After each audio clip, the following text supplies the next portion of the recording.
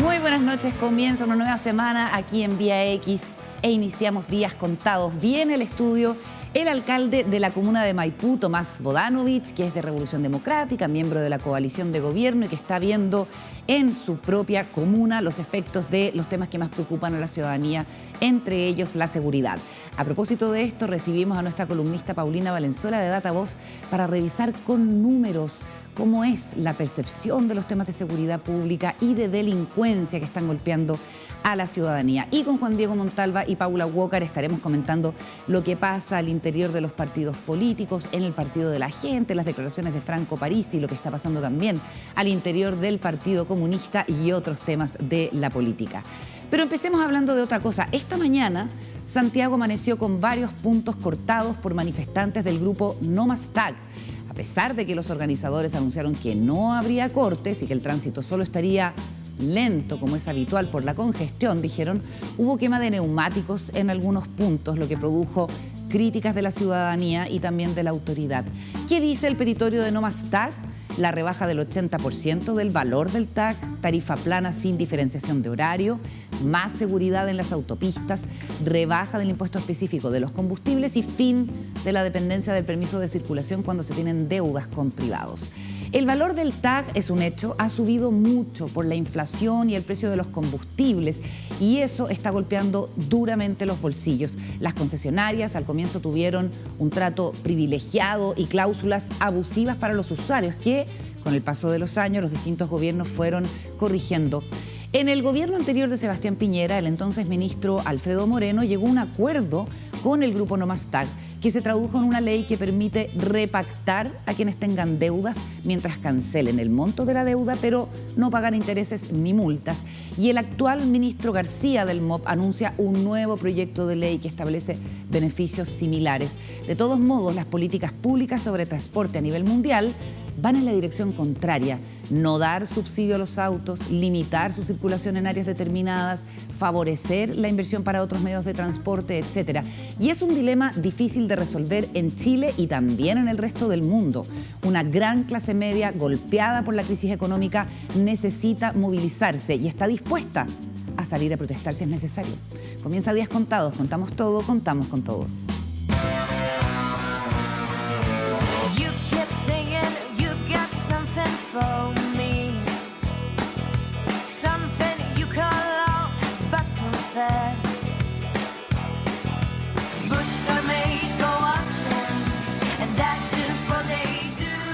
Empezamos la revisión, el análisis de los temas que nos importan en este inicio de semana que promete por distintos asuntos.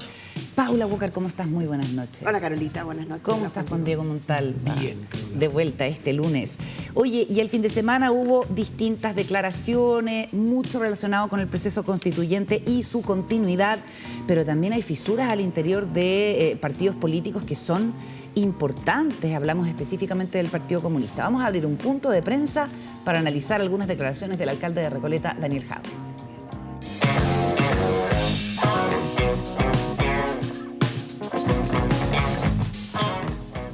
Varios de los que están esperando hace tiempo que yo me salga de mi partido se van a morir mucho antes de que yo siquiera piense en hacer eso.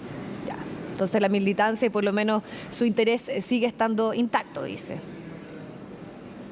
Yo me siento más cerca de mi partido que nunca, ¿no? Y efectivamente me siento además representando la línea del partido también, así que estoy muy tranquilo. Bueno, ahí está el alcalde Daniel Jadwe. ¿Ustedes escucharon que Daniel Jadwe iba a salir del Partido Comunista? Yo lo escuché. Ah, ¿ustedes escucharon? Sí. Ah, no, fíjate, yo no y uno tenía, pensaría no, que no es algo... tenía en mi... Se rumoreó. Se rumoreó la semana pasada y él aparentemente se hace cargo. El punto es, ¿quién echó a correr ese rumor? Sí. Bueno, yo no sé quién echó a correr el rumor, pero efectivamente se ha rumoreado que el alcalde Jadwe estaría... está incómodo, él lo dice en esa entrevista. Él dice que él representa la línea del partido y que lo que hace es hacerle ajustes cada vez que habla. Él lo que pretende es hacerle ajuste al relato del gobierno y que el relato del gobierno sea como que se ha movido... Concertacionizado. Claro.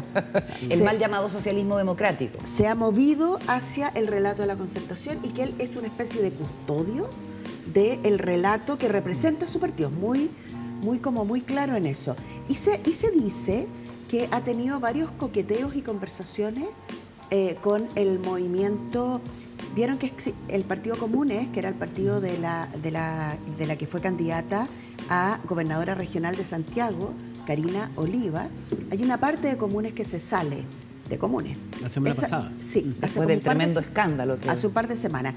Una parte, o sea, ese grupo estaría conversando con el alcalde Jadwe, por lo que uno reportea, con fuentes que te lo plantean siempre en el estaría conversando. En potencial. Claro, en potencial. Y también estaría conversando con Meo y también estaría conversando con la mismísima ex gobernadora Karina Oliva. Es decir, que hay ahí un mundo. Ahora, en conversar, yo nunca le he visto problema, porque la política es justamente eso, conversar entre personas distintas. Habría que saber en qué andan, ¿no? Como conversando para generar, hay una representación parlamentaria en ese mundo que no es muy alta. La representación parlamentaria hoy día se está jugando, vaya que paradoja, con las fuerzas que antes eran el binominal, finalmente. Es decir, las conversaciones están ahí entre la Democracia Cristiana, el Partido Socialista, gente del PPD, con algunos personajes del mundo más Renovación y Evópoli, que están con ganas, y algunos de la UDI, efectivamente seguir adelante con el proceso constituyente, pero con una velocidad que no le acomoda al alcalde Jadwe y que no le acomoda tanto tampoco al gobierno. Es decir, a 7 semanas todavía la velocidad pareciera para un sector del gobierno lenta. A 7 semanas del plebiscito, dices tú. Así es, a 7 semanas del plebiscito. Y por otro lado, bueno, hay otros que están tratando de llevar esta conversación con un gran objetivo, que no permanezca la Constitución del 80 reformada, que, oh casualidad, este fin de semana tenemos encuestas que nos muestran que está bastante peleado en términos de opinión pública la idea de hagamos cambio, y cuando a las personas les preguntan qué cambio quieren hacer, las personas dicen, bien peleado, según la Academ, queremos cambio y por lo tanto una nueva constitución, y otros que dicen reformemos la del 80. Queremos cambio, pero con una reforma a los 80. Ya vamos a profundizar en eso, pero ¿cómo ves esto para el gobierno, considerando que hay una lealtad evidente del presidente Boric con el Partido Comunista? Ha habido distintas señales de ello, pero también le plantea dificultades el PC cuando de alguna manera trata de que no se avance mucho en una agenda más socialdemócrata, si se quiere, que es lo que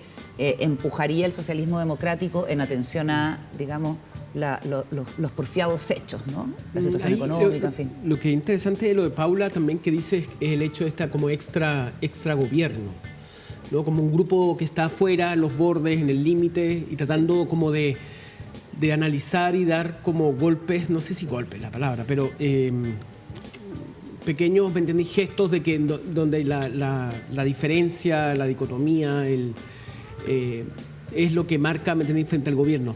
A mí de lo que decías tú, Carolina, lo que me llama la atención es cómo se ha puesto la agenda, se ha puesto muy comunista, como en términos de que se habla mucho del Partido Comunista. Entonces, que es un tema que no lo favorece el Partido Comunista, obviamente, porque pareciera que tuviera un rol muy importante, pero tanto de la oposición como dentro de la gente del socialismo democrático, puede ser una buena estrategia para reducir su poder dentro del gobierno. Esa es la pregunta. A mí lo que he sabido es que hay mucha preocupación en el gobierno respecto a como que están negando la sal y el agua, a la derecha y la oposición en el Parlamento, al gobierno en la discusión sobre la nueva Constitución, sobre el plebiscito, como que no. Todavía están esperando que el gobierno haga un gesto en torno a la pérdida del plebiscito cuando ganó el rechazo, ¿no? Entonces, yo creo que al Partido Comunista no le conviene esta comunización de la agenda política. Oye, porque se habla mucho de eso. A propósito, hoy día en la mañana Ricardo Lagos Weber decía en Cooperativa que es necesario llamar a los sectores moderados de la oposición, razonables, pongámonos las pilas, porque no avanzar en el debate constitucional, lo único que hace es mantener el statu quo, y dice que esto alimenta los extremismos y que nadie razonable podría querer algo así. Bueno, y a propósito de esta oposición y esta señalización del comunismo como un problema para llegar a acuerdos con el gobierno, está la entrevista de Franco Parisi el fin de semana en La Tercera, que dice que va a trabajar para que Carol Cariola no llegue a la presidencia de la Cámara, que recordemos, estuvo conversando con nosotros el viernes pasado acá. Ahí está lo que dice Parisi: haré todo mi esfuerzo para que Carol Cariola no sea la próxima presidenta de la Cámara. El gobierno no entendió que perdió, hay arrogancia, en particular del presidente. Y Carol Cariola, sentada aquí en esta misma mesa, nos dijo el viernes pasado que ella estaba dispuesta a dejar, digamos, su puesto siempre y cuando se mantuviera el pacto administrativo de que fuera un comunista el que presidiera la Cámara, que ese fue el acuerdo al que se llegó a principios de marzo cuando asumió el gobierno y este periodo legislativo. Escuchemos lo que dijo Carol Cariola y conversamos. Si, por ejemplo, fuera la condición fuera, porque como tú has dicho, el problema es que se ha personalizado en ti. Pero el problema no es la personalización, el problema es la intencionalidad que hay detrás de la personalización. Entonces, ¿me entiendes? Porque al final del día, el Partido Comunista, al igual que el Frente Amplio, al igual que el PDG, que tiene una presidencia en el próximo periodo, de este periodo al otro, o la Democracia Cristiana, que es el que viene, tienen el derecho de elegir a quién los va a representar. Nosotros, yo le he dicho a mi bancada permanentemente, yo estoy disponible. ¿Estás disponible a no ocupar la presidencia de la Cámara de Diputados siempre y cuando que se mantenga el PC? Puedo no ser yo, y podría ser Carmen Hertz, una tremenda dirigente, podría ser Lorena Pizarro, una tremenda. Pero sucede que eso es algo que la bancada tiene que tomar la decisión. Bueno, se tiene que definir ahora, se tiene que definir esta semana lo que va a pasar. La elección es el 7 de noviembre de la nueva mesa y hay que ver si se va a respetar, si el Partido de la Gente va a poner sus votos. En su momento dijeron que lo iban a hacer, pero ya luego todo se reconfiguró y ahora Franco Parisi dice: de ninguna manera el Partido de la Gente debiera apoyar a Carol Cariola, a pesar de que sabemos que hay gente que al interior del Partido de la Gente no sigue todo lo que dice Franco Parisi. Aquí mismo estuvo Giovanna Ahumada, que es la jefa de bancada, ni más ni menos, diciendo: yo no soy Parisi lover, y hay varios que no somos Parisi lovers. ¿Cómo ven todo esto, Pablo? Sí. Una primera cosa antes de hablar de Parisi, yo creo que es bien complejo para el gobierno, porque el gobierno es una coalición y el gobierno en un punto va a defender al Partido Comunista como parte de su coalición. Y además no nos olvidemos que hay dos ministras bien importantes para el gobierno. La ministra vocera, que pertenece al Partido Comunista, que tiene en general una buena evaluación, a pesar de que están apareciendo algunas encuestas ahora que van mostrando una devaluación de varios ministros y ministras a propósito de el desgaste propio de una instalación que no ha sido fácil. Pero además tiene a la ministra Jara, que es la ministra que ha tenido un desempeño bastante contrario a lo que se quiere buscar al señalar al Partido Comunista como una especie de partido que no da gobernabilidad. Claro. Si uno ve lo que ha sido el ejercicio de la ministra Jara, ha llevado adelante un diálogo por el proyecto 40 Horas, que es bien notable, y que así lo manifiesta también sus contrapartes. Y lo mismo que le espera ahora, que es un desafío muy grande para el gobierno, que es la la propuesta de reforma para las pensiones. Entonces, lo que quiero decir a propósito de lo que decía la Carolita recién es que no es fácil para el gobierno que le estén atacando al Partido Comunista por todos los flancos. Dicho eso, yo estoy sorprendida con la capacidad de Parisi de marcar la pauta desde Estados Unidos, que creo que es donde se encuentra. Y en la entrevista de La Tercera, él hace un juego que es un juego bien cómodo hacerlo hoy día, que es decirle al gobierno, olvídate de la reforma a la Constitución y concéntrate en los problemas verdaderos de la gente. Cuando la persona que lo entrevista le dice, bueno, pero políticamente, ¿dónde se encuentra Parisi? Con la gente. Yo me encuentro con la gente. Claro. Y cuando hace la crítica al partido, o sea, a Carol Cariola, dice, lo que creo es que no sería bueno que los perdedores del gobierno del apruebo y los perdedores de la campaña del apruebo, directamente pensando en Carol Cariola, estén liderando ambas cámaras hoy día. Él lo que quiere es, bueno, se la perdona a Álvaro Elizalde, pero plantea que la Cámara de Diputados no la lidere un igual de la misma coalición. Sino que en realidad la lidere alguien distinto y, casualidad, somos nosotros los que estaríamos disponibles como partido de la gente. Entonces, él dice que no es facho, no soy facho, no me interesa hacerlo, sino que más bien estoy por los problemas de la gente. Y los problemas de la gente no son una nueva constitución. Claro, en ese sentido, ¿no? Sí. Juan Diego, ¿cómo lo ves tú? Lo decías tú recordando la entrevista a Giovanna, ¿cómo se llama? Giovanna Ahumada. Giovanna Ahumada, que tú recordabas el hecho de que ella dijo que no era Parisi lover. Es interesante eso ver porque es un partido nuevo, un partido grande, un partido con influencia dentro del Parlamento, en la Cámara de Diputados sobre todo, y ver cómo es la relación con este caballero que está far away, como diría un gringo, ¿no? Sí. Tan lejos.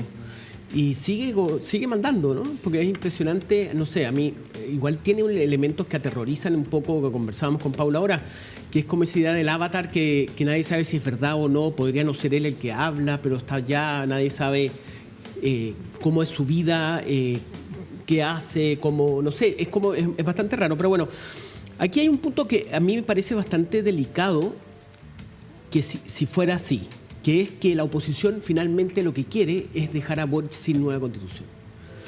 Eso para el gobierno de Boric sería un desastre. O sea, sería, y en ese sentido, si la oposición tiene como objetivo, como deseo, como necesidad dejar al gobierno de Boric con ese golpe, ¿me entendéis? Como que es el golpe que le quiere acertar después del fracaso, del triunfo, del rechazo, estamos ante una situación bastante compleja, porque generaría un ambiente en donde el diálogo no sería lo que prevalece. Creo que de verdad Boric sin constitución, sin una nueva constitución, sería algo nada de apropiado para él y para su coalición. Hay que pensar que es una coalición también que va a querer la reelección, va a querer generar liderazgo. O sea, sería un golpe muy duro para ellos no tener una nueva constitución y no lograr un acuerdo. Paula, es que me parece súper interesante lo que decía Juan Diego, porque además está en la línea de lo que hace Lagos Weber, a propósito de lo que decía la Carola recién.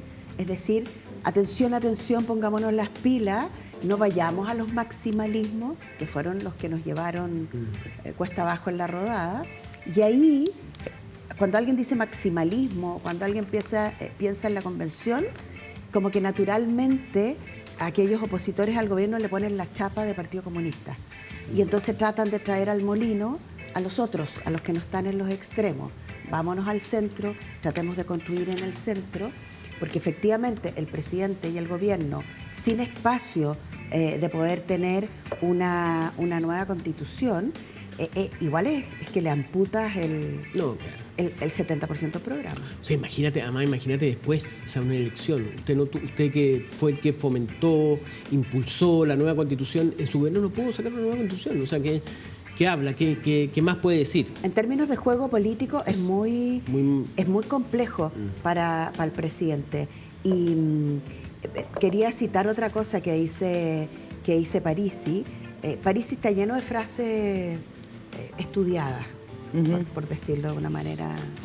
Entonces dice que el gobierno es arrogante, que el gobierno no entendió lo que perdió. Pero sobre todo él dice, yo habría esperado que el gobierno se bacheletizara. Sí, me llamó la atención. Se acercara hacia Bachelet. Ahora es bacheletista. Que no se Tayllerizara. Gracias, porque yo soy incapaz de decirlo. Es decir, que no se acerque al Partido Comunista. Al Partido Comunista. O sea, hay aquí, yo prendería todas las alertas. Pegarle al Partido Comunista es gratuito. Es gratis hoy día. Eso es... Y obliga al gobierno, y eso es lo que hace, como lo arrincona, obliga al gobierno a defender al Partido Comunista. Claro. Y frente a las personas, tú decís, yo no quiero un Partido Comunista, o sea, un gobierno comunista. Y además que el quiero Partido un gobierno Comunista, de centro. Claro, y ahí, pum, los el Partido dividen. Comunista tampoco se le hace muy fácil al presidente, más allá de lo leales que puedan ser los colaboradores que están al interior de la moneda, cuando, por ejemplo, presentan una querella contra el exdirector del Instituto de Derechos Humanos, Sergio Mico, porque hay un tema ahí súper sensibles, como una disputa al interior del centro, la centroizquierda y la izquierda, y sin embargo procedieron con esa querella contra Sergio Mico. Ahora acaba de salir electo como presidente del partido el presidente Boric, de Convergencia Social, el diputado Diego Ibáñez, que es un diputado cercano al presidente, pero que se opone al TPP-11 y que en su cuenta de Twitter felicita a los 11 senadores que votaron en contra del TPP-11, que es otro tema que tironea el socialismo democrático de apruebo dignidad, y ya se está hablando de que hay 3 almas: el Partido Comunista, el Frente Amplio y el socialismo democrático al interior del gobierno. Pero a propósito de la continuidad del proceso constituyente, hay un estudio interesante que podríamos mirar algunos datos que hace Criteria con la Universidad Alberto Hurtado, que establece que un 25% cree que nuevos convencionales electos debieran redactar una nueva constitución, a propósito de lo que decías tú, Paula, y comentaba. ¿Quiénes deberían redactar la nueva constitución? Una convención mixta con expertos, 47%, una comisión de expertos electos, 43%, nuevos convencionales electos, un 25%. En el fondo eso es igual a la convención constitucional que tuvimos y tiene muy poca aprobación o bastante disminuida.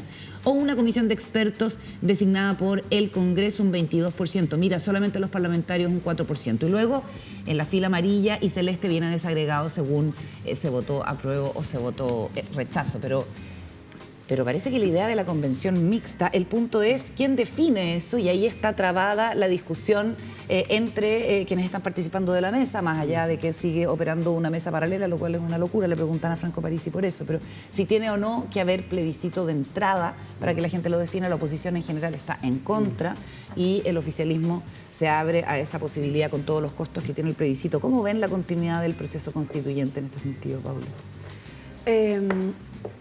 A ver, yo creo que el pragmatismo hoy día debiera ser un faro, en el sentido de establecer efectivamente, pensar en el país y establecer 3, 4, 5 objetivos como bien claros en esto. Y por lo tanto yo sería bastante minimalista. Después de lo que pasó con el proceso constituyente, está claro que las personas quieren hacer cambios, pero la velocidad de los cambios y la radicalidad de los cambios es una cuestión que está en juego. Entonces pienso que hay que ser bastante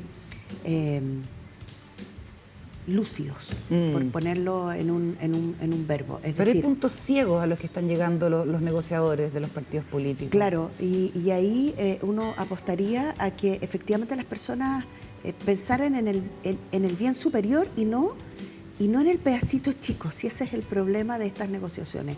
Cuando la gente está pensando en el paso 2 y no está pensando en el paso 100. En ese sentido, a mí me parece que lo que hace Lagos Weber al pedir pónganse las pilas porque necesitamos sacar. Yo, para mí, creo que lo peor sería quedarnos con la Constitución del 80 después de toda esta vuelta.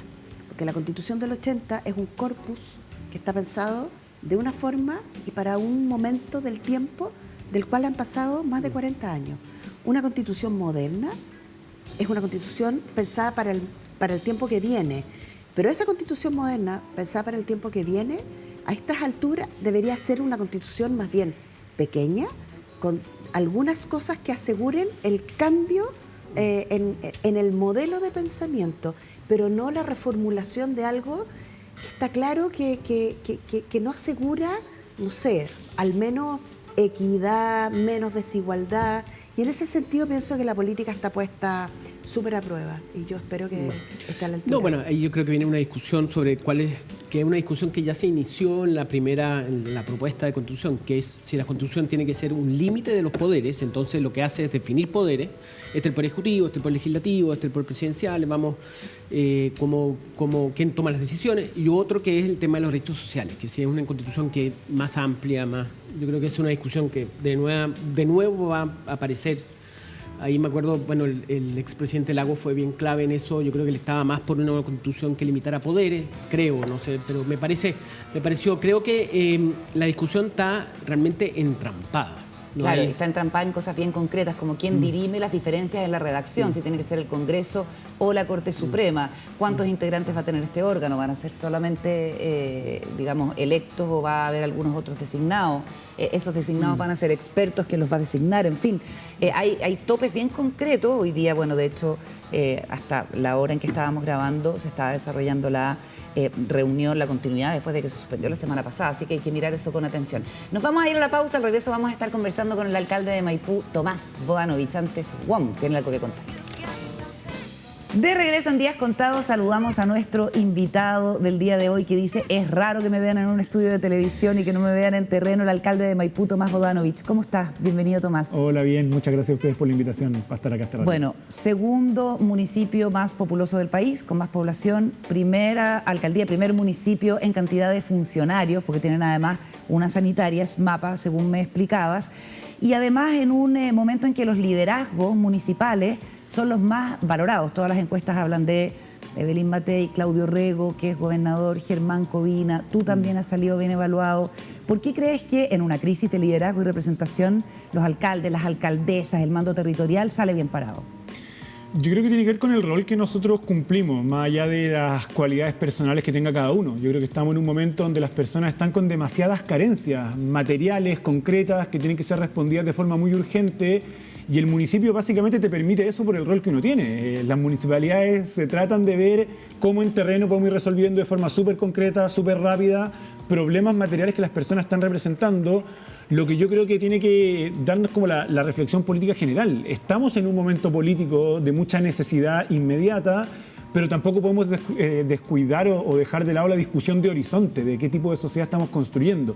Y creo que nosotros, los municipios que estamos abocados a la urgencia, tenemos que lograr equilibrarnos también teniendo un sentido de horizonte más grande del país que queremos construir. Y el gobierno, a su vez, que está muy metido en los temas de horizonte, tiene que, yo creo que, tomar un poquito del sentido de urgencia que tenemos las munis. Porque yo creo que de eso se trata el equilibrio en política, finalmente, de responder a lo inmediato sin descuidar el tipo de país que queremos construir. ¿Y el gobierno, a tu juicio, tiene ese sentido de urgencia que se transmite desde los municipios? Yo creo que de a poco lo he ido incorporando. Yo creo que teníamos un gobierno que no es sorpresa para nadie. Yo creo que nuestro proyecto político se levanta no desde una demanda concreta e inmediata, sino desde un horizonte de construcción de país distinto. Yo creo que esas fueron las banderas que nosotros levantamos desde nuestra época universitaria, luego en el Parlamento, y cuando nos decían mucho que la otra cosa es con guitarra, yo creo que tiene que ver con eso, con cómo uno responde más allá de la visión de país utópica que uno quiere construir, con la necesidad del día de hoy que tienes que saber resolver de alguna manera. Y yo creo que el gobierno poco a poco, en un proceso de madurez natural del tiempo que llevan en el cargo, ha ido transitando a darle más preponderancia o importancia a la necesidad urgente que hoy día tienen las personas en Chile. Ya vamos a profundizar en eso, pero volvamos a las urgencias de las personas. ¿Cómo administras tú como alcalde esas urgencias si entraste con 31.000 millones de pesos de déficit de la gestión anterior? Así lo sancionó Contraloría respecto de la administración de Katy Barriga, y con la demanda tan fuerte en materia de seguridad.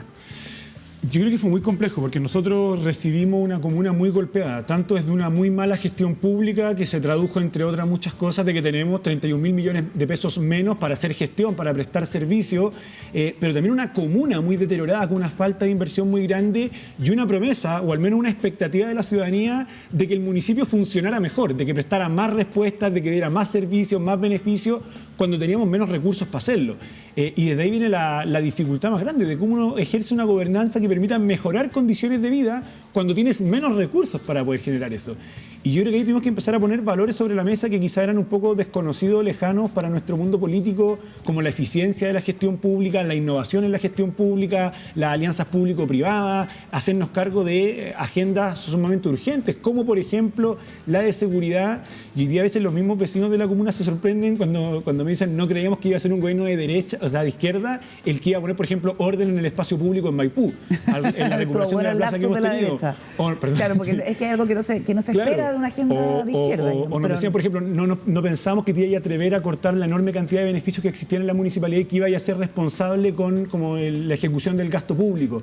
Que yo creo que son cosas que muchas veces se asociaban al mundo de la derecha, pero que creo yo que hoy día la nueva izquierda tiene al menos la noción de empezar a dar respuestas mucho más concretas y urgentes, tiene que empezar a tomar como propia seguridad, eficiencia en la gestión pública, transparencia, innovación, Yo creo que son cosas que tenemos que empezar a internalizar mucho más, porque es lo que va a permitir que las personas vivan mejor también.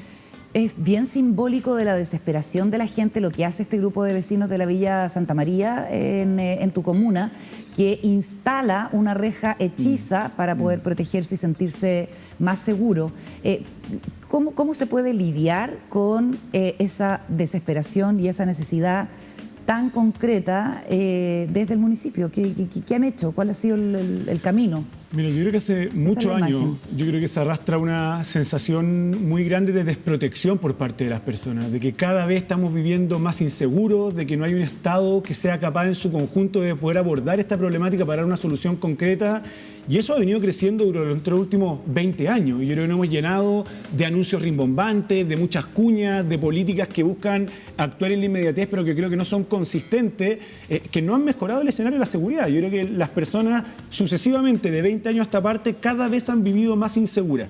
Y ahí yo creo que uno tiene que tener como la suficiente visión de, por un lado, responder a la urgencia, y en Maipú lo estamos haciendo, por ejemplo, cuadriplicando el presupuesto en materia de seguridad comunal desde hace 2 años a la fecha, cuadriplicando la cantidad de móviles, adjudicando fondos para recuperación de espacios públicos, sin perder nunca de vista el sentido de urgencia que tienen estas medidas, que hace, por ejemplo, que muchos vecinos instalen portones en sus pasajes, algunos, como en el caso de la Villa Santa María, instalando rejas para poder protegerse ante una ausencia del Estado en su conjunto. Pero creo yo que no podemos solamente quedarnos en la acción de corto plazo, que si bien es muy importante y necesaria, no puede nublarnos del tipo de política que queremos ir proyectando. Porque, por ejemplo, si queremos que los temas de seguridad se van a solucionar enrejando a todos los vecinos en portones y le estamos metiendo 1.000 millones de pesos a construir portones, creo que sí, quizás estamos dando una respuesta que es consistente o contundente en el corto plazo, pero que en ningún caso nos encamina hacia el tipo de ciudades o el tipo de comunas que tenemos que ir construyendo. Y ahí es muy importante hacer el trabajo de largo aliento, de la organización de las comunidades, de la recuperación de espacios públicos, de los programas preventivos, de la coordinación entre las escuelas, las juntas de vecinos y las organizaciones sociales, y de pedirle también al Estado, a través de Carabineros, una mucho mayor presencia en el sector con respuesta efectiva, porque también sabemos, desde los municipios jugamos un rol que es puramente preventivo, aunque a veces los ciudadanos le demanden toda la municipalidad, porque es el único canal al cual tienen acceso por parte del Estado. Sabemos que nosotros tenemos atribuciones preventivas y que no somos policías ni podemos hacernos cargo de esa área de trabajo. Bueno, y eso se vio para el 18 de octubre, la conmemoración del tercer año en Puente Alto, con la queja de Germán Codina de que los carabineros estaban destinados a una zona específica de la ciudad, y pasó lo que pasó en Puente Alto. Hubo una respuesta del gobierno a través del subsecretario Monsalve, hay preocupación, por lo menos así se ha visto, también del el encargado de la Subdere, Nicolás Cataldo. Tú has participado también en reuniones, anunció un pacto por la seguridad. ¿Cómo se puede colaborar? Porque en el fondo cada comuna trabajando aislada tampoco tiene mucho sentido. ¿Cómo avanza eso? Yo creo que aquí, más que una falta de voluntad a veces de trabajar con una comuna u otra, nosotros sufrimos lo mismo que sufrió Puente Alto este año, el año pasado, y por lo mismo este año estuvimos trabajando más de un mes previo con Carabineros, con locatarios, con la delegación presidencial, para prevenir el escenario el 18 de octubre. Porque ¿Y cómo le fue? Muy bien, no sé si muy bien, porque lo ideal es que no hubiera pasado nada. Nosotros estamos en un plan muy intenso de recuperar la Plaza de Maipú, estamos pintando fachadas, recuperando paraderos, despejamos el comercio, estamos con intervenciones culturales y estamos muy preocupados que el 18 de octubre significara un retroceso en esa materia. Por eso lo preparamos tanto junto a Carabineros. ¿Te puedo preguntar, Tomás, cómo sacaron el comercio ambulante? Nosotros hicimos un trabajo bien estricto desde el día 1, la verdad. Cuando apenas asumimos la Municipalidad de Maipú, una de las demandas más sentidas por las personas era volver a recuperar un sitio que era histórico, emblemático, por el cual transitaban muchas personas y que estaba totalmente entregado a bandas de comercio ambulante que estaban apropiándose del espacio y tornándolo muy inseguro. Hubo disparos, hubo episodios. Hubo, de hecho, balaceras con resultado de muerte en Navidad hace 2 años. Y bueno, hicimos primero una política de no entregar más permisos, de ir poco a poco interviniendo espacios, de hacer unas recuperaciones parciales, primero de las esquinas más transitadas, hasta que terminamos en un operativo que coordinamos con la delegación presidencial durante mucho tiempo, de poder hacer un copamiento policial para el despeje total del sector, e inmediatamente después de ese copamiento de Carabineros empezar a intervenir urbanamente en los espacios públicos y a dotar de actividad y organización la plaza para que los vecinos mismos se la fueran apropiando. Y eso ha sido hasta el momento una experiencia muy, muy exitosa. Si tú vas hoy día a caminar por la plaza de Maipú, no hay toldo azul en ningún sector céntrico. Recuperamos una pileta que era emblemática, tenemos actividades todas las semanas y la gente está muy agradecida. Yo creo que cuando la gente, más que palabras, más que cuñas, más que anuncios, ve en la práctica una mejora concreta de sus condiciones de vida, de la que persona que antes no podía caminar por la vereda y hoy día la ve totalmente despejada, esas son las mejores señales que tenemos que ir dando. El problema es que los toldos azules se trasladan a otros lados. que es lo que pasó en Makes, por ejemplo. No siempre es tan así. O sea, yo creo que hoy día hay una proliferación de personas que necesitan vender y evidentemente van a tratar de apropiarse de la mayor cantidad de espacios públicos, pero yo creo que hoy día sí, si bien en un minuto tuvimos cierta migración de comercio, también logramos regular los sitios aledaños a la plaza para despejar la comuna de Maipú y desde la oficina de emprendimiento municipal poder abrir otras alternativas, búsquedas de empleo, capacitaciones, pero también mucha gente a veces decía, ya, pero alcalde, ¿dónde vamos a trabajar nosotros ahora si no trabajamos en la plaza? Bueno, no es deber mío ni obligación de nosotros tener que garantizar un puesto de trabajo para cada persona que quiera utilizar el espacio público. Mi deber es recuperar el espacio público para las personas, dar actividades que sean propias para la comunidad, para que ellas mismas lo vayan apropiando. Y eso ha ido ocurriendo en la Plaza de Maipú. Yo creo que ha sido una experiencia bien exitosa y yo siempre digo, la plaza la recuperamos todos los días, no es un ciclo cerrado. Claro. Evidentemente el comercio puede volver a dirigirse a ese sector, pero estamos tomando todas las medidas preventivas en coordinación con las autoridades para hacer valer algo que es bastante básico, que es que el espacio público no le pertenece a quien decide apropiárselo, claro, sino que le pertenece a la comunidad en su conjunto y nosotros como municipio vamos a velar por eso. Volvamos a lo de Carabineros y la seguridad a propósito del 18 de octubre y este pacto. ¿Cómo lo ves Sí, tú? bueno, yo creo que es bien importante sobre todo tener la mayor coordinación posible. A nosotros los alcaldes y alcaldesas nos toca todos los días trabajar con Carabineros. Somos como socios estratégicos en una de las principales necesidades que tienen las personas, que es vivir tranquilo y seguro. Y ahí es muy importante la coordinación que se tenga con las autoridades. Yo te aseguro que Carabineros no quiere dejar abandonado ningún barrio de la ciudad o del país. Sencillamente, Carabineros, al igual que los municipios, al igual que el Estado de Chile en su conjunto, tiene recursos escasos para enfrentar problemáticas que son prácticamente infinitas. Y ahí tenemos que ser muy estratégicos en ver dónde vamos a destinar el recurso policial, cómo lo vamos a trabajar, qué otros actores podemos sumar a las distintas tareas. Y el 18 de octubre en Maipú pasamos de tener más de 20 saqueos a tener solamente 4. ¿Es positivo que hayan existido 4 saqueos? Por supuesto que no. Tenemos que reducir ese número a 0, pero no tenemos la capacidad de tener fuerza policial en todos los puntos de la comuna, de poder cubrir todos los locales comerciales, pero fue un avance considerable. La defensa de la infraestructura pública también tuvo muy buenos efectos. Teníamos a las comunidades organizadas y el daño que sufrió el Plaza Maipú este año comparado al año anterior fue al menos 3 veces menos en términos cuantificables. Y eso es un trabajo que tiene que seguir existiendo. Yo al menos hoy día veo de parte de la autoridad una voluntad muy grande de coordinarse con los municipios, de escuchar cuáles son nuestras necesidades y de trabajar en conjunto por poder resolverlas. Yo creo que ahí el rol de los alcaldes, está bien, uno tiene que quejarse obviamente cuando cree que las cosas no son justas, pero más que tener alcaldes pataleadores, tenemos que tener alcaldes proactivos que se hagan cargo de la situación y las resuelvan. Yo creo que eso es lo que las personas hoy día demandan. ¿Y hay mucho alcalde que más se queja que gestiona? Yo creo que los alcaldes tenemos una tendencia natural a veces a quejarnos porque nos sentimos como todo el mundo un poco abandonados muchas veces. Los municipios tenemos que hacernos cargo de todo con muy pocos recursos, tanto de atribuciones como económicos, y evidentemente a veces tenemos una tendencia natural a quejarnos porque no nos alcanza con lo que tenemos, y eso es realidad. Pero yo creo que también hay un Estado de Chile que a veces no tiene la capacidad total de resolver todas las problemáticas, y lo que yo creo que espera la ciudadanía de un alcalde o de su alcalde no es un alcalde que solo se queje de los problemas, sino que un alcalde que se haga cargo y los resuelva. Entiendo. Yo creo que en función de eso nos van a evaluar. Maipú fue una de las pocas comunas donde ganó el apruebo en el plebiscito constitucional de salida, un 51%. ¿Por qué crees tú que pasó eso? Yo creo que hay distintos factores que inciden en cómo las personas votan, en cómo se aproximaron al texto. Yo también creo que puede haber cierta relación con la experiencia que ha tenido la comuna con los gobiernos comunales de derecha y esta ansia también de transformación que existe. Maipú no solamente nos permitió a nosotros llegar a la alcaldía con un alto porcentaje, también fue la comuna que más votos le dio al presidente Gabriel Boric, que yo creo que también veo una suerte de esperanza en todo este ciclo de transformaciones que está teniendo el país, tanto en términos de elección de autoridades como del proceso constitucional que se abría. Y nosotros yo creo que percibíamos que la mayoría de la comuna estaba favoreciendo este proceso de cambio porque yo creo que ha visto, al menos que en su experiencia local, ha ido generando mejoras, lentas quizás, pero mejoras con respecto a sus condiciones de vida. Pero obviamente yo creo que son muchos más los factores que inciden en una elección constituyente, y yo creo que tanto en Maipú, que si bien ganamos con un porcentaje estrecho, como en el resto del país, lo que tuvimos fue un texto constitucional que no logró conectar con las grandes mayorías. O sea, siempre nuestra reflexión previa al plebiscito era: yo creo que en Maipú vamos a ganar, pero no por tanto. Y si en Maipú no vamos a ganar por tanto, es evidente que la elección a nivel nacional se va a perder, porque yo creo que hubo un proceso en general, yo hablaría más del proceso que del texto, que no sintonizó con lo que las personas esperaban de él. Y ahí creo que hay que hacer una autocrítica importante, todos quienes participaron del tanto activamente como quienes jugamos quizás roles más externos, porque creo que si hay algo que está de forma indiscutible sobre la mesa es que requerimos un nuevo texto constituyente, requerimos actualizar las reglas del juego como sociedad y requerimos construir un horizonte común donde nos encontremos como país y este texto no cumplió su objetivo. Vamos a seguir hablando de política con el alcalde de Maipú, Tomás Bodanovich, junto a Paula Walker y Juan Diego Montalva, porque hay una doble coalición en La Moneda apoyando al presidente Boric y hay fricciones, evidentemente, en las que queremos profundizar. Escuchemos una de las declaraciones que tienen que ver con este ambiente. Yo soy parte de este proyecto y yo las críticas que hago son las críticas a los cambios de relato que provienen del sector de la concertación, de estos líderes que gobernaron 30 años y que fracasaron en la última elección. Yo le quiero recordar que el socialismo democrático perdió en primarias con el peor resultado de su historia, ¿no? Que después el socialismo democrático, que se llama hoy día socialismo democrático, pero en la concertación, perdió en la primaria con Yanna, o sea, en la primera vuelta con Yanna Proboste, ¿no?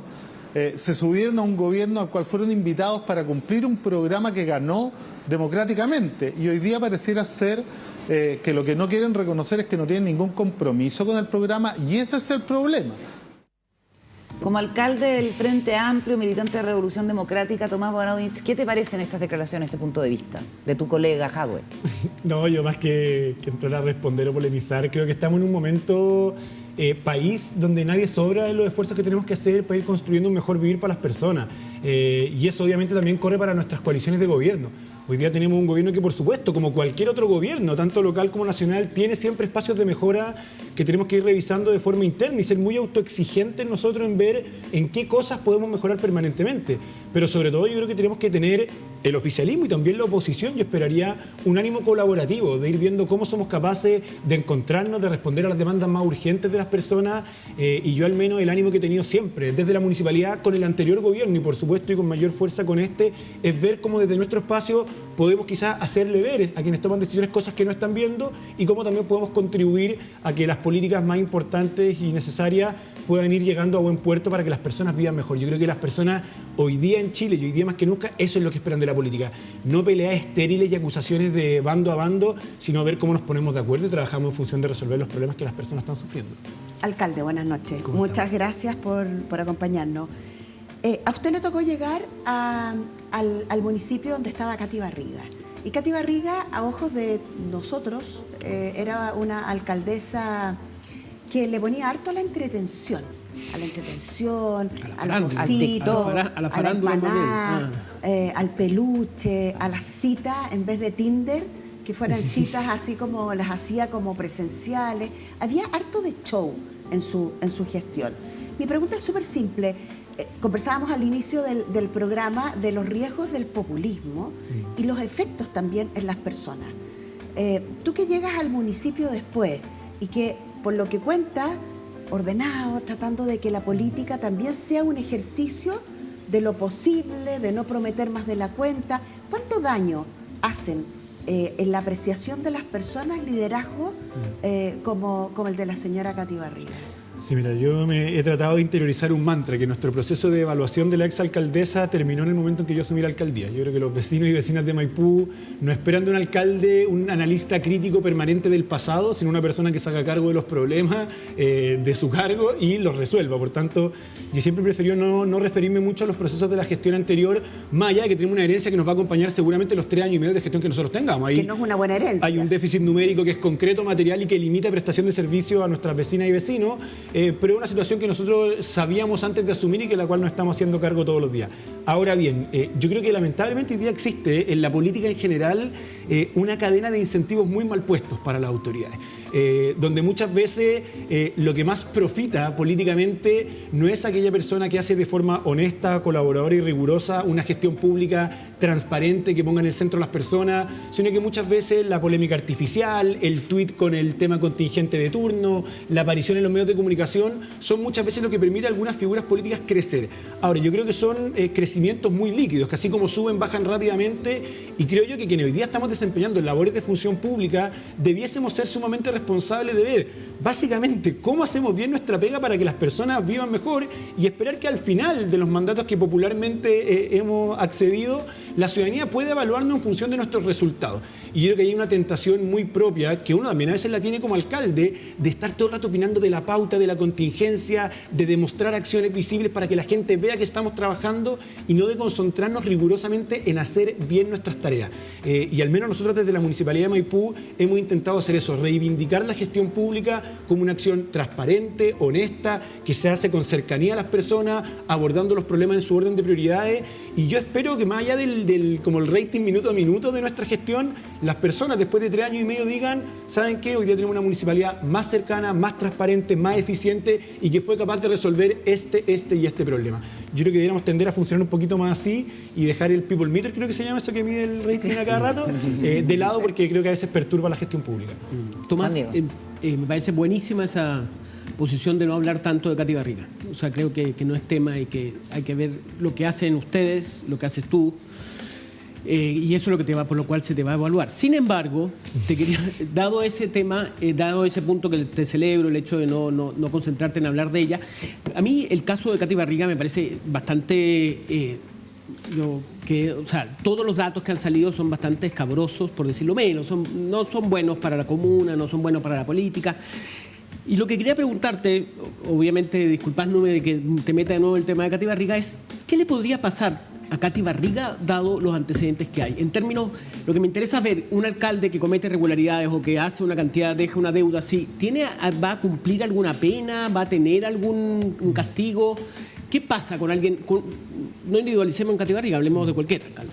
A ver, sí, lo primero, yo entiendo como el interés que despierta la figura de la exalcaldesa, porque es natural, comunicacionalmente yo creo que es muy atractivo y también yo creo como objeto de estudio, es muy importante. Sí. Nosotros antes de asumir la alcaldía de Maipú, precisamente disputamos ese espacio porque también sentíamos que era un deber con la democracia desplazar a ese tipo de liderazgos de la función pública. Yo creo que es muy cómodo criticar ese tipo de liderazgos desde el absurdo, desde la risa, desde la lejanía, pero muy distinto es ir a meterse a esos espacios, a disputar esos territorios y a reivindicar la política, porque más allá de las críticas que se pueda tener de ese tipo de liderazgos desde espacios quizás más intelectuales, la verdad es que conectan con el sentir y la necesidad de muchas personas y quienes queremos reivindicar la política, más que reírnos de esos liderazgos, tenemos que ir disputar y demostrar que podemos hacer las cosas distintos, pero por sobre todo mejor. Porque si las personas de Maipú, al cabo de 3 años y medio, no viven mejor con nosotros de como vivieron con Katy Barriga, sencillamente vamos a estar dando todos los incentivos para que se vuelvan a elegir ese tipo de liderazgo que yo creo que debilitan mucho la democracia. Y ahí tenemos nosotros un rol como fundamental de ver y demostrar, más allá de decir cosas distintas, de tener estilos distintos, que podemos mejorar las condiciones concretas de vida y en este caso con mucho menos recursos, lo que es una dificultad añadida. Ahora, sobre los procesos de justicia no nos corresponden a nosotros. Nosotros lo que hicimos al llegar al municipio es recabar todos los antecedentes, ponerlo a disposición, presentamos una querella para que en lo posible esto no quede impune, no por un ánimo de venganza personal frente a la exalcaldesa, sino porque yo creo que tenemos una obligación con el resguardo de nuestras instituciones y la protección de la democracia, y yo creo que no es bueno que personas que generan un daño tan grande a instituciones públicas no tengan ninguna consecuencia por ello. Yo creo que también la ciudadanía espera y que la justicia demuestre que no es gratis desfalcar un municipio con 34.000 millones de pesos, porque la plata no me la están quitando a mí. Yo a fin de mes recibo el mismo sueldo que recibiría con una municipalidad con superávit. Claro. Esos 34.000 millones de pesos están saliendo del bolsillo... según Contraloría. 31.000, perdón. Esos 31.000 millones de pesos están saliendo del bolsillo de las personas que hoy día más necesitan de su municipio, que no están pudiendo recibir medicamentos, que no están pudiendo ver cómo se repara la calle. ¿Cuáles son las consecuencias para un alcalde que comete esa irregularidad o esas supuestas irregularidades? Eso va a depender de la justicia. Nosotros hemos iniciado 2 procesos. Iniciamos una querella criminal ante los tribunales de justicia y por otro lado el Consejo Municipal presentó una denuncia al Tribunal Electoral por notable abandono de deberes. Hay que ver cómo avanzan esos procesos judiciales y qué consecuencias tengan.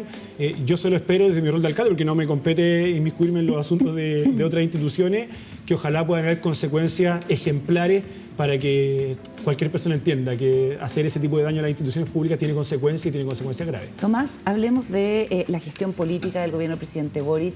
Es tu generación política la que está gobernando, es el Frente Amplio el que asume, y la gestión en los municipios era lo único que conocíamos, digamos, del Frente Amplio en los años anteriores, la gestión de Jorge Sharp, que además ha sido muy crítico del presidente Gabriel Boric. El presidente está con un 27% de aprobación, 66% de desaprobación.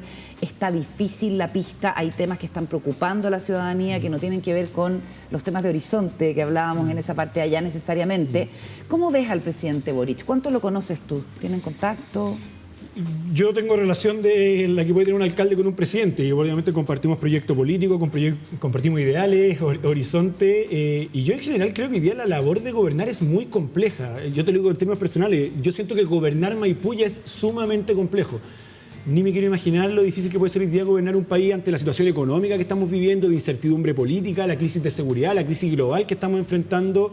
Pero yo veo un presidente muy enfocado en su labor y cumpliendo el rol que yo creo que el presidente de Chile debiese estar cumpliendo en estos momentos que estamos enfrentando como país. Un presidente que llama a la unidad, que llama a hacerse cargo de los grandes problemas país, que no saca ventajas personales de agendas chicas y que está tratando de poner a un gobierno en función de responder a las principales necesidades y urgencias que está enfrentando la ciudadanía, y que tiene mucha capacidad de escuchar a quien piensa distinto para lograr consenso. Perfecto, pero el sustento político que tiene el presidente es una doble coalición que está en este tipo de dimes y diretes que a ti no te gustan, y está la idea de que el Frente Amplio se convierta en un solo partido, que le dé más espalda al presidente. ¿Qué te parece eso?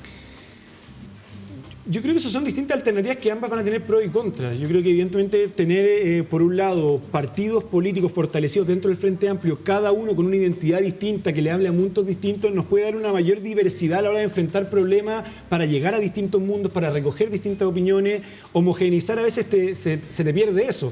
Ahora, también el tener un partido único te puede dar un mayor sustento de fuerza política para hacer un equilibrio entre las dos coaliciones. Yo personalmente, al menos lo que te puedo hablar de la experiencia de Maipú, donde tenemos un muy buen diálogo, tanto dentro de nuestra coalición como con la otra coalición que comparte gobierno. Yo creo que es bueno tener distintos partidos fortalecidos, porque evidentemente yo creo que a veces para la sociedad o para el resto de la ciudadanía es medio indistinto, pero Revolución Democrática tiene una identidad distinta a la Convergencia Social, también a Comunes, también al Partido Comunista, y yo creo que esa diversidad es una riqueza que yo al menos apostaría por sostener. Ahora, si el momento político, porque también la realidad política que se vive al interior del gobierno nacional es muy distinta a la que vivimos nosotros a nivel comunal, por supuesto que estaremos siempre favorables a suscribir las tesis que construyen mayoría y desde ahí ver cómo podemos colaborar al buen desempeño del gobierno a nivel nacional. Pero yo al menos creo que hoy día la gran tensión, más que dentro de Apruebo Dignidad, es ver cómo logramos empujar un gobierno con dos coaliciones que ya han decidido tener identidades distintas, pero que hoy día tienen que perseguir objetivos comunes. Por tanto, yo creo que este análisis crítico del pasado, recriminaciones cruzadas de que ustedes no fueron capaces de cambiar nada en 30 años, o ustedes que están encontrándolo todo malo y ahora les está cayendo todo lo que escupieron al cielo en la cara, claro. No es bueno. Yo creo que sí, hay historias políticas distintas, cada una con sus riquezas, cada una con sus debilidades, pero hoy día tenemos que, yo creo que ser capaces de ver en esa diferencia cómo somos capaces de aglutinarnos para empujar un proyecto de gobierno que es común y que la ciudadanía espera, porque por algo lo eligió. Yo creo que la ciudadanía, cuando apostó por Gabriel Boric, apostó por un proceso de cambios que nuestro país tiene que vivir. Y yo creo que hoy día es importante poner el programa sobre la mesa, pero también atender a las distintas contingencias, porque sabemos que la realidad política de nuestro país hoy no es la misma que teníamos cuando fue la elección presidencial, y no va a ser la misma en 6 meses más. Hoy día estamos con realidades muy cambiantes que tenemos que saber ir leyendo. Tomás, quedémonos justo en eso, en lo que estabas diciendo tú recién. Yo creo que el mayor riesgo para los gobiernos es encerrarse y perder, como eso que se ha criticado tanto, ¿no? Pero perder el pie en la calle y el pie mientras gobierna. Suele pasar que los gobiernos se encierran en la moneda y empiezan a perder distancia, empiezan a criticar las encuestas, empiezan a decir, bueno, yo tengo encuestas que hablan mejor. Los medios nos atacan. Los medios, efectivamente, los medios no entienden, me descontextualizaron, etcétera, etcétera. ¿Cómo? Y eso también en la gestión que llevas tú en Maipú. ¿Cómo uno logra no separarse de lo que está pasando entre las personas? Uno es a nivel nacional, otro es también a nivel local. Se ha hablado mucho del sello del gobierno del presidente, que iba a ser un gobierno participativo. ¿Cómo se logra hacer participación tanto para el presidente, que no pierda la conexión con lo que está pasando, como en el caso tuyo en la comuna de Maipú. ¿Cómo logras esa participación? Sí, mira, yo creo que lo primero se da un poquito por un mecanismo de defensa natural que pueden tener las autoridades hoy día. O sea, gobernar es muy complejo y uno tiende naturalmente, algo que no es debido, pero uno tiende a hacerlo, a tratar de protegerse un poco. A ser reactivo. Sí, a tratar de rodearte de personas de tu absoluta confianza, porque sabéis que hay muchas personas al lado que te rondan con distintos intereses, a acercarte de gente un poco que te proteja. Yo creo que uno tiene que saber equilibrar muy bien cuando uno construye su equipo y ver a quienes escuchan, tener cierto resguardo para subsistir en el cargo, por así decir, porque al menos las últimas 2 presidencias que hemos tenido en Chile uno ve como que están al final pasándolo muy, muy mal y uno tiene que estar entero e íntegro para enfrentar estos desafíos, pero también rodearte de diferencia, que te haga ver las críticas, que sepa cuáles son los aspectos de mejora, que te sepa poner puntos de vista que te tensionen y te hagan abrir un poco el mapa, porque si no pasa lo que dices tú, que te terminas encerrando en escuchar a puros aduladores, a pura gente que te dice que todo lo que estás haciendo está bien, que todo lo malo se debe a intereses mezquinos que quieren perjudicarte, y no es así. Y yo creo que lograr ese equilibrio hoy es muy difícil ante la enorme exposición que tienen las distintas autoridades. ¿Qué hacemos nosotros, al menos en Maipú? Que yo creo que es una experiencia muy acotada. Maipú es una comuna grande, pero yo nunca he trabajado en La Moneda y en un gobierno central, pero me imagino que debe ser algo muchísimo más complejo.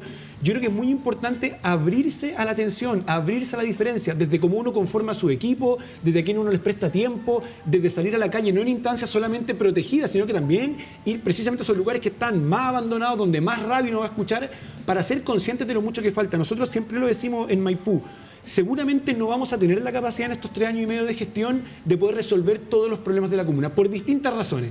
Pero sí tenemos que actuar todos los días con un sentido de urgencia y ser conscientes de lo mucho que falta, porque es muy fácil en el ejercicio del gobierno, y me pasa a mí, rodearte de gente que te dice que lo está diciendo todo bien, de cuando hay en la calle te piden la selfie, de leer solo tu Instagram de tus seguidores que te dice que todo es el descueve, y no salir a la calle y decir a la gente que te dice, no lo estáis haciendo bien, no estáis abordando esto, te está faltando esto, tus equipos carecen de esto otro, porque uno busca protegerse. Yo creo que hay que ceder un poquito más, pero yo al menos, y esto lo digo bien honestamente y no solo por ponerle piso al presidente, que por supuesto que apoyo, yo creo que tenemos un presidente que sí se abre a escuchar la diferencia, que sí se abre a escuchar la crítica.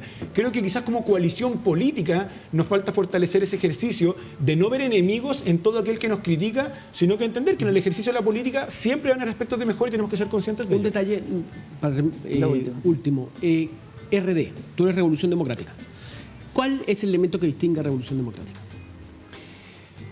A ver, yo creo que nuestra historia política se constituye obviamente básicamente de forma similar que el resto del Frente Amplio, pero siempre yo creo que con un elemento distintivo que a veces nos critican, que somos un partido con características más ejecutivas que políticas muchas veces. Generalmente estoy yo creo, desde la época de la Federación y también desde nuestra época en el Congreso, yo creo que siempre estamos orientados como partido político en buscar generar transformaciones, pero de forma muy concreta, muy metódica, muy paso a paso, que yo creo que también ha sido un poco un sello de lo que hemos establecido en nuestros gobiernos comunales. Yo creo que el gran valor agregado que hoy día tiene RD para aportar al Frente Amplio son precisamente sus gobiernos locales. La experiencia de Valdivia, la experiencia de Ñuñoa, la experiencia de Viña del Mar, la experiencia de Maipú, de Casablanca, de Tiltil, que yo sé que no todas muchas veces repercuten en los medios, pero creo que somos un proyecto político muy centrado hoy día en ver cómo con una gestión pública diferente logramos mejorar las condiciones de vida de las personas en barrios y comunas bastante concretas. Y sin embargo, una de sus caras emblemáticas, que es Giorgio Jackson, su evaluación ha ido, digamos, en picada, y además de su cercanía con el presidente muy cuestionada, y termina saliendo del círculo más Yo creo que lo de Giorgio responde obviamente a momentos. Si todos quienes estamos sometidos a la política vamos a subir y bajar a la encuesta según distintas circunstancias, pero yo creo que el rol político de Giorgio, el liderazgo de Giorgio, al menos yo creo que no está en cuestión. O sea, todos sabemos la calidad de dirigente político que es Giorgio Jackson. Hoy día el presidente cree que su mayor aporte puede ser el Ministerio de Desarrollo Social, cosa que yo comparto. Yo creo que había que hacer cambio en el gabinete político. Me parece que es una decisión acertada la que se toma, y yo, más que estar haciendo como defensas corporativas de cuánto ganamos, cuánto perdemos como partido, creo que los partidos de gobierno tenemos que estar en función de ver cómo colaboramos con el proyecto del presidente. Y si el presidente dispone que podemos apoyar en 1 y 2, ahí vamos a estar como partido, y si dice que en 9 y 10, ahí también vamos a estar. Yo creo que sobra la crítica y falta a veces gente con disposición al trabajo conjunto y de hacerse funcional y útil a un diseño que es colectivo. Yo creo que acá hay a veces mucho ánimo de velar por el bienestar individual y poco de ponerse a disposición del colectivo, y lo que requiere gobernar hoy día es que nos pongamos a disposición, y al menos ese es el espíritu que estamos empujando desde Maipú. Tomás Bodanovich, alcalde de Maipú, en su primera entrevista sentado en un estudio, según nos ha dicho desde que asumió el cargo el año pasado. Muchísimas gracias, Tomás, por conversar con nosotros. No, gracias a ustedes por la invitación. Mucha suerte. pausa. A la vuelta revisamos datos junto a Paulina Valenzuela. De regreso en esta última parte del programa saludamos a Paulina Valenzuela de DataVoz, que nos ilumina con números, fenómenos sociales que están ocurriendo en nuestro país. ¿Cómo estás, Paulina? Bien, muchas gracias. Muy buenas noches. ¿Cómo estás, Paulina? Buenas Oye, noches, y hoy, Paulina. por supuesto que el tema que está siempre en el tope de la agenda, que es el de la inseguridad, el de las decisiones en materia de seguridad pública, el de la delincuencia. ¿Cómo lo vamos a analizar esto, Paulina? ¿Desde dónde? Bueno, se puede mirar de tantos lugares diferentes. Realmente yo hice una búsqueda como de información que pudiera como generar un escenario más amplio, de diferentes miradas, no solamente con los indicadores clásicos que salen de la encuesta de Paz Ciudadana o la encuesta nacional de seguridad ciudadana o el reporte que habitualmente entrega Carabineros con la evolución de los delitos de mayor connotación social, digamos. Y me pasa que, y les comento un poco, antes de entrar en los datos, es que es un poco contradictorio y confusa la información, porque por una parte, efectivamente los indicadores que posee Carabineros, que son basados en denuncias, fundamentalmente muestran bajas. Y cuando ellos lo comparan respecto de lo que ocurrió prepandemia, porque el 2019-2020 es como, o 2020-2021 más bien dicho, es como que estamos en un estado distinto. Son años raros. Claro, son años raros, pero cuando ellos lo comparan con los anteriores, de hecho hay indicadores en los que se observan bajas. Entonces, la pregunta es si hay bajas en las denuncias. ¿Por qué la percepción de temor tan alta? ¿Por qué, de hecho, la encuesta Cadem que salió el fin de semana, el domingo, la encuesta CEP y todas las otras encuestas que siempre muestran hoy día que la principal preocupación de los chilenos tiene que ver con temas de delincuencia, narcotráfico, con porcentajes bien altos, digamos? Según la última Cadem, a su juicio, ¿en cuál de las siguientes áreas del gobierno de Boric debiera dedicarse, del presidente Boric, su mayor esfuerzo? 44% delincuencia, orden público, narcotráfico, luego baja un 35% la economía, la inflación, el crecimiento del empleo, y en tercer lugar, con un 10%, la salud. Y uno se pregunta también, Paulina, si es que la baja en las denuncias es porque la gente no siente confianza en el sistema, lo cual sería más preocupante aún y tendría una cierta consonancia con lo alta que es la victimización, que es la sensación de temor, ¿no? No, son dos cosas distintas. A ver. Es que la victimización es cuando yo declaro que efectivamente, en el caso de... Claro, porque una cosa es la percepción de temor, de que me vaya a pasar algo, y otra cosa es que me haya pasado algo, por lo tanto hago una referencia. ¿A ti o a alguien de tu grupo familiar? Es que esa es la encuesta nacional urbana de seguridad ciudadana, esa es la ENUSC, en la que te pregunta por alguien del hogar, si alguien sufrió. Entonces, percepción de inseguridad y victimización del claro, hogar. Exacto. Tenemos la lámina del GPS ciudadano. No, esta es la información de la ENUSC, justamente. Esta es la información de la ENUSC, perdón. Ahí tenemos la lámina. Un 87% de percepción de inseguridad, claro, versus un 17% de la victimización del hogar, o sea, de delitos que efectivamente han ocurrido. Está más desacoplada que nunca. Sí, es que por eso esa es la cosa contradictoria. Es como que crece y creció. De hecho, esta encuesta que se hizo al final del año pasado habla de la percepción entre octubre, aproximadamente de octubre, y es un 87%. Entonces, uno dice, ¿por qué la gente siente tanto temor? Pero cuando le pregunta si le han pasado cosas, no es así. Yo tengo una teoría. Yo también tengo una teoría. A ver, compartamos teoría. A ver, Paula. No es que tengo una teoría, pero si uno se fija en lo que traes, Pauli, efectivamente hay un descenso en las personas que declaran haber tenido una víctima en el hogar que coincide con los años de pandemia. Es decir, hay menos gente en la calle, efectivamente puede haber. Pero también hay una mayor cobertura en los medios de comunicación de masas y en las redes y en todo, de cosas que han sido bien espeluznantes. Sí. O sea, además estamos frente a acciones delictivas como nunca antes, como de un grado de ferocidad, violencia, y de violencia muy escabrosa. ¿Hay algo ahí? Y lo O que sea, también, totalmente. un detalle también, perdona, es el tema de las imágenes. Como que ahora hay imágenes de todo. ¿Te has dado cuenta? O sea, el tipo le hacen una encerrona y está grabando. Claro, están grabando. Hay como, realmente tú lo ves. Estás viendo esa violencia. Claro, entonces cuando son emociones nuevamente, volvemos al tema de las emociones, son percepciones. Porque si a mí, les pregunto a ustedes, no sé si alguno de ustedes ha tenido una experiencia de victimización. Sí. Sí. ¿Ya? Entonces imagínense, en el hogar, cuando yo reporto las cifras, lo que estoy hablando es lo que me pasa a mí o lo que le pasó a alguien cercano. Y eso naturalmente genera transmisión de sustos, miedos. Yo creo que el tema de la violencia es un tema, no es subjetivo. Yo creo que efectivamente lo que observamos es que la violencia en los delitos probablemente ha cambiado. Los de mayor connotación social han bajado, pero por ejemplo, yo miraba un reporte de Carabineros que hablaba del hurto de autos y la forma en que se roban los autos hoy día es distinto a como se hacía hace 2 o 3 años atrás. Hay mayor violencia, hay mayor presencia también de extranjeros en esto, que son con mecanismos y modos muy distintos a los que la población observaba antes. El aumento de la tasa de homicidio. ¿Cuál es tu teoría a propósito de o sea, yo coincido, pero es una cosa tan sistémica y tantas variables que están entrando en juego. Uno es lo que yo escucho, no solamente a través de los medios, sino también la conversación en redes sociales, el cómo se comunican las noticias hoy día, que es muchísimo más rápido. No sé si ustedes vieron el video el fin de semana en el que el carabinero le está disparando, digamos, a un sujeto. Un sujeto está amenazándolo con yo creí que era una Biblia, un ladrillo. Claro, pero el gobierno lo respaldó. Claro, pero el sujeto estaba haciendo, básicamente intentándolo detener por un tema de violencia intrafamiliar. Entonces, uno observa imágenes, situaciones y las traduce en función de los miedos que tiene, digamos, y con eso construye. ¿Por qué digo además que es interesante mirar esto desde la lógica de distintos indicadores? Porque estuve revisando lo que es el proyecto de justicia mundial, que es un estudio que se hace en 128 países, que se recoge información sobre diferentes pilares que tienen que ver con la percepción de se habla del Estado de Derecho, el cumplimiento del Estado de Derecho. Rendición de cuentas. Claro, mira, y son variables como rendición de cuentas, justicia, transparencia y la resolución de disputas de manera equitativa e imparcial. Esos son como los pilares con los cuales se construye este indicador de justicia mundial.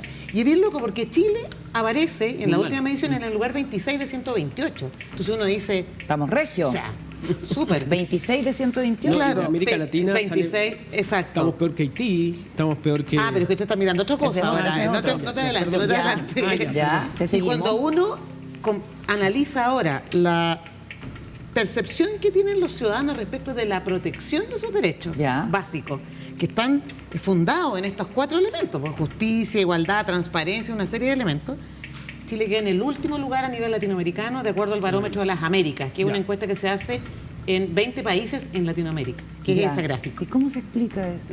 Es que ese es el punto. O sea, en Chile... No está Chile. Básicamente, comparado con otros países, se siente que hay cumplimiento del Estado de Derecho, que se cumplen ciertas condiciones. Sí, miren. Pero otras no. Y ahí, déjame terminar una cosa, Paula, que voy a agregar otra cosa más, porque aquí hay una cantidad de ingredientes que entran en el juego. ¿Qué ha ocurrido con la confianza en las instituciones? Si uno mira la última encuesta CEP, Carabineros y la PDI están en los primeros lugares. Sí. Después de haber estado muy abajo, Carabineros sobre todo. ¿Y quiénes son los últimos? La política. Los partidos políticos y el Congreso. Sí, está bien, pero esa es la política. Pero ¿quién se supone que es el que aplica las leyes en Chile? Los tribunales. Los tribunales, justicia y Ministerio Público. Entonces, una cosa es que yo confíe que va a llegar un carabinero, o que va a venir alguien de la PDI, o incluso la confusión que las personas tienen respecto de las seguridades ciudadanas asociadas a los municipios, digamos, que uno cree que tienen atribuciones que a veces no tienen, pero ahí se genera hay una brecha no menor.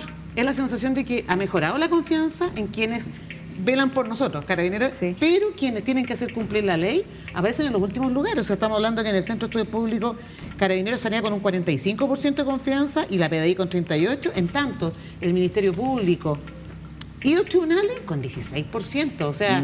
Pero mira, ahí hay ejemplos que son a propósito de lo mismo.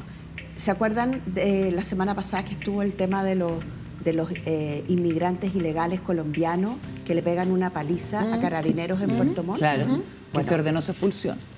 Ojo, pasaron al tribunal y el tribunal dejó a uno de ellos con detención preventiva para investigar por haberle propinado golpes al carabinero y el juez dice esta persona representa un peligro para la sociedad. Claro. A los otros 7 los dejaron libres, que prácticamente hicieron lo mismo.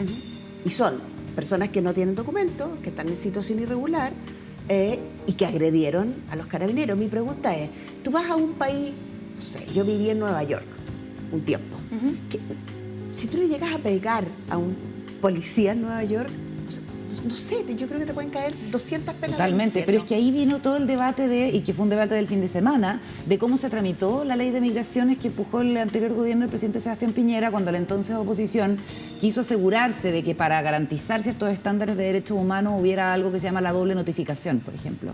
¿Qué quiere decir eso? Que tú le tienes que decir 2 veces al ciudadano extranjero que va a ser expulsado. Entonces eso evidentemente hace que muchos de ellos se vayan, desaparezcan, en fin. Claro, pero porque una cosa es resguardar a las personas que cruzaron ilegalmente el borde y que no se dedican a cometer delitos en Chile, y otra cosa es la vara con que mides al tipo que evidentemente está cometiendo un delito. Pero es que en este caso la pregunta, a propósito de lo que decía Paulina, es efectivamente quién aplica justicia. Porque uno de ellos, que hace lo mismo que los otros 6, va a prisión preventiva y los otros 3 quedan libres. Pero supongo que es porque el tribunal considerará que no había prueba suficiente. Claro, es que ese es el punto. Ese es el tema. Y ahí vienen todas las desconfianzas de las personas. Claro, y lo otro es que yo también creo que como hay tantas variables involucradas en esto, probablemente el problema va a seguir apareciendo permanentemente. Entonces ahí vamos a otro ámbito, que es el gobierno, digamos, que es lo que yo creo que es cómo se comunique más claramente lo que se hace, porque la percepción que se instala también, la inseguridad, la victimización, la desconfianza en las instituciones, bueno, alguien me tiene que decir qué hago. Es como cuando hablan de poner la reja a la entrada del pasaje. Claro, que es un acuerdo de los vecinos, en fin, que optan por una medida para protección personal y que la ejecutan. Para ser práctico, yo creo que en temas de seguridad ciudadana, evidentemente uno no le puede decir a los jueces cómo tienen que aplicar la ley. El gobierno tampoco le puede decir a los jueces. Son los legisladores los que tienen que ponerse de acuerdo. Entonces, en este modelo, que yo lo veo bien complicado desde la lógica de que son demasiados los sujetos y entes que intervienen, la percepción de inseguridad se va a mantener, yo creo, en la medida además que hay otra área que no es menor, que es de las comunicaciones, el cómo se transmiten. Y aquí voy a hacer un juicio crítico. Yo creo que cuando uno mira los matinales se da cuenta que una noticia de la policía, digamos, policial, se da y se da y se da y se mantiene porque, claro, hay un tema de rating detrás, evidentemente. Entonces genera esta sensación de temor. Pero tú sabes la que fortalece, digamos, y la promueve, digamos. Esa es una discusión que se ha dado durante muchos años, cuando además la sensación de temor estaba muy desacoplada precisamente de la cantidad de delitos. Exacto. Hoy, y lo conversamos con el subsecretario del Interior Manuel Monsalve, cuando se dice que los medios también contribuyen a esta sensación de inseguridad, que es una crítica totalmente válida y no voy a hacer una defensa gremial, lo que sí hay es un elemento nuevo, que fue el que ustedes mencionaron, que es que los delitos de alta connotación social están cada vez más violentos por la importación de modelos de delitos, en fin. Y lo grave es que, siendo ese un punto importante, la gente lo que siente es que la Fiscalía archiva las causas sin investigar y que no se hace justicia. Y entonces hay que endurecer las leyes y aparecen, digamos, figuras políticas que aprovechan eso y que el populismo penal y que la mano dura, y eso le hace mucho sentido a la gente por lo mismo. Entonces es una cuestión. Y a lo mejor ahí compleja. lo que está faltando es como comunicar más, no solo lo que hace Carabineros, no solo lo que hace la PDI, no solo lo que hace el gobierno, sino pero también... ¿qué sacas con comunicarlo? Si en la práctica la gente siente que no se le hace justicia. Se queda con la imagen de... No, se queda con la experiencia, ni siquiera con la imagen. No, estoy con de la acuerdo experiencia contigo, pero si no, de que le archivan la tenemos causa. Claro, pero desde la lógica pública, digamos, cuando uno tiene información del propio Ministerio Público o de los tribunales, digamos, de la efectividad de las medidas que se toman, es como el ejemplo que pone la Paula. O sea, de 7 dejaron a 1 o una cosa así. Uno dice, ¿pero por qué? Bueno, a lo mejor efectivamente esos que no dejaron detenidos, había una razón que está anclada en las leyes que explica por qué. Y se está cumpliendo la ley. Y eso hace sentido de la lógica que Chile es un país que se cumple el Estado de Derecho. Pero además, es una cosa muy... La gente pide leyes más duras, pero desafía el sentido común. Absolutamente. Desafía el sentido común, Paulina, ese es el problema. un tema que a mí me obsesiona con el tema de la seguridad es el tema de las encuestas. Tú nombraste una cantidad de bases de datos. Sí, hay mucha yo creo que información. es clave para evaluar, para mirar. Y no son muy recientes las de Chile. Y de hecho, la encuesta que maneja investigaciones son distintas a las de Carabineros. Hay ¿cómo es la base de datos que hay respecto a delincuencia y delitos? La base unificada de datos. Claro. No, ¿cómo es lo que tú revisaste? Es que hay buena información. O sea, yo creo que la encuesta nacional urbana de seguridad es una encuesta potente, digamos, desde el punto de vista metodológico. La CELINE son 22.000 viviendas a las que se va, no es menor. Es distinto a una encuesta de percepción basada en 1.500 casos, en fin, tiene un rigor distinto. Ese es un indicador, después están todas las estadísticas oficiales. Lo que pasa es que además está el tema de la cifra negra de denuncias, que se llama. Claro. Que esa sí la recoge la NUSC. Porque cuando uno le pregunta a la gente cuántas denuncias ha hecho, 3 de 10 o 4 de 10 dicen que lo han hecho. Entonces uno dice, pero no entiendo. O sea, la victimización es más alta de la que reportan las cifras, pero la gente, claro, porque la gente no va a ir a hacer denuncia por eventos que sean tan pequeños. ¿Y por qué no confía? No sé si No tanto sé, que sí. uno confía, de repente a lo mejor hay un poco Es de mucho desidia, tiempo, no es de dejar de fácil. hacer, claro, tiene que ser demasiado violento el evento, tiene que haber habido a lo mejor alguien que haya salido dañado en términos de, no sé, de su... Persona. claro, como persona, pero yo creo que, bueno, eso por una Yo parte... creo que es que la gente no confía, porque es que sabe puede que ser el una mezcla, sistema Carola, de es- las dos cosas, yo creo, Puede ¿no? ser una combinación, pero yo sí. creo que la gente sabe que el sistema no le da respuesta y ese es el drama de la crisis institucional que tenemos. Claro, y puede ser en ese caso que las denuncias obedezcan más bien a delitos que sean mucho más grandes.